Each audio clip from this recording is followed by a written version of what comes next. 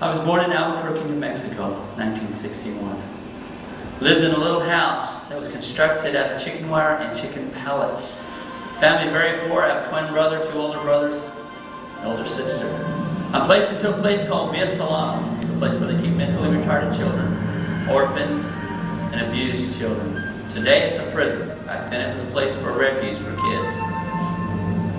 At 7 years old, the court, the psychologists, the doctors, everybody involved declared that I was 100% mental defective. Here was my condition. I had no hand-eye coordination. If I was to speak, I stuttered. If you were to take the ball and you were to toss it to me, my mind would register to catch it, but not until after the fact it landed on the ground. No hand-eye coordination, stuck with a stuttered tongue all the time. They took me out of that place and they put me into a foster home with a lovely family by the name of Mr. and Mrs. J.R. Matthews, who raised me from the age of 7 until I turned 18 years old in a foster home. They took very good care of me. They loved me. They took the ridicule that was going on because here they didn't want nobody retarded in their little town of 450 people. It was kind of a weird situation. But I remember walking across the street one day to a little church at the age of 16.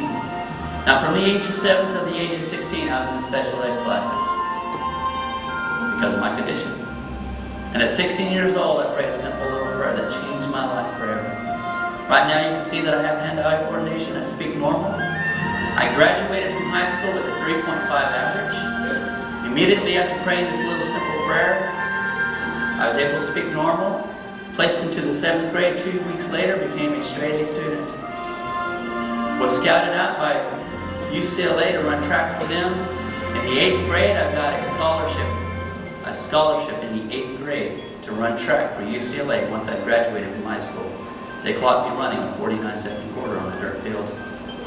18 years old, I was interviewed by Walt Disney Studios to draw for them, and I turned it all down after something dramatic happened in my life. But this, I want to show you what changed my life forever. And then we'll go to my final illusion. Folks, I want to say thank you for coming out to my show. I take a few moments in every show to do this. I promise the Lord I'd do this because of what He did for me. How I could still be sitting in the little corner rocking back and forth, being poked at by kids, being afraid of by people because they didn't know what I was. They just knew something was wrong with me. Not able to speak, not able to play with normal kids. What a strange way of life it was. Tonight, the green ball represents man. The purple ball, I'll talk about in just a moment. The orange ball represents God. The God of the heavens and the earth. The God who spoke the heavens and the earth into existence by simply saying, "Let there be light," and then there was light. And after He saw the light, the Spirit of the Lord was hovering over the waters, and He gathered the waters together, gathered the earth together, formed the earth, separated the waters and the dry land. Caused plants to grow, planted a garden. He created the fish of the sea, the birds of the air. And He created man out of the dust of the ground. And He took man and He put him into the Garden of Eden. His name was Adam. He brought all the different animals that He created from the ground. He said, "Adam, I want you to name them all." God walked with him, talked with him, fellowshiped with him. And Adam went on and named different animals. Hey, I like that one. I'm going to call this one a giraffe, this one a donkey, this one, all these different animals, a dog. And He said, "Wait a minute, you know what, Adam, you need a helper."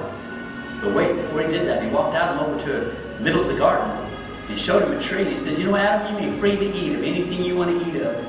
But in the day that you eat from this tree right here, Adam, you're going to die. Don't eat from it." Then He takes Adam and puts him to a deep sleep, and He removes one rib, forms woman, wakes him up, presents the two to each other, thus Adam and Eve. Adam looked at her, named her Eve. "This is bone of my bone and flesh of my flesh." The Bible says that God walked in the cool of the day with them, fellowship with them, had a relationship with them. And one day Adam and Eve were walking alone in the garden and God's off doing something else. And Adam stops, he's checking out the different animals. He's still in the process of naming because there's a lot of animals. And Eve, she looks up at the different trees and she notices that tree in the middle. And she kind of like gravitates towards it because it's so pretty. She stops at that tree and she's just looking at it. And a voice said, "Did God say you could eat from that?"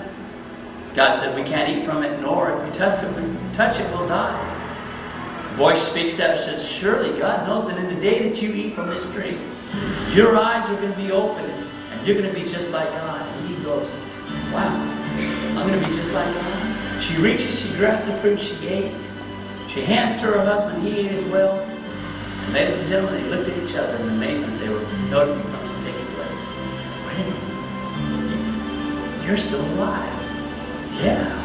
But we didn't die. This God lied to us. Well, this voice in this tree told me that if we ate from it, we would just like Adam, where art thou? Right, the voice of God. The Bible says that Adam and Eve hid themselves from the presence of God. Ladies and gentlemen, they did not die physically that day.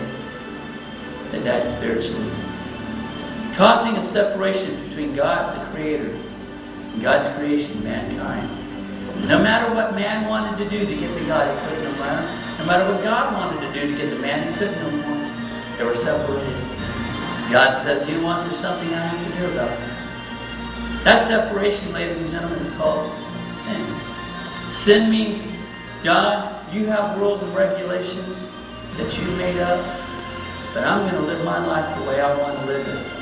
Who cares about what he said? So originally God created mankind in three parts: body, soul, and spirit. Body, soul, and spirit, three parts. Allow me to illustrate.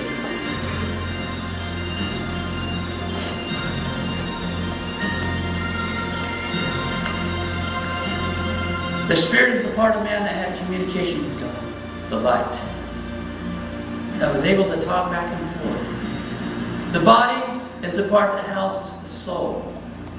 It's the physical part of you and I. Now the body cannot live without the soul. The soul is the part of the mankind, our intellect, our mind, our emotions, the part that goes on to live forever after we die. So the soul can live without the body, but the body cannot live without the soul.